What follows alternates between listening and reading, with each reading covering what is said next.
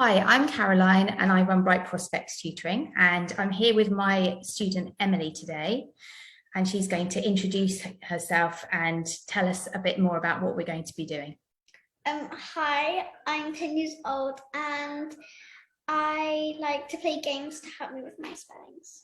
Brilliant. Okay, thank you, Emily. So today, that's right, we're going to be looking at some different ways of helping your child learn spellings.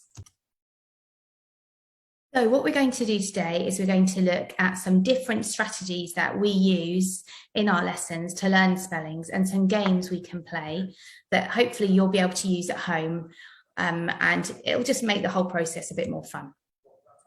Okay, so first of all, Emily's going to underline each part of the word that she finds tricky.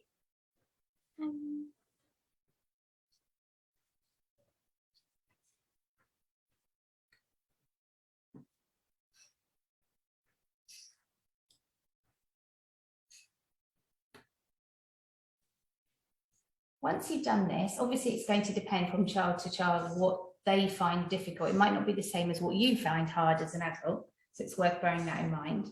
After that, we're going to clap and listen to how the words sound and draw in where the syllables come, okay?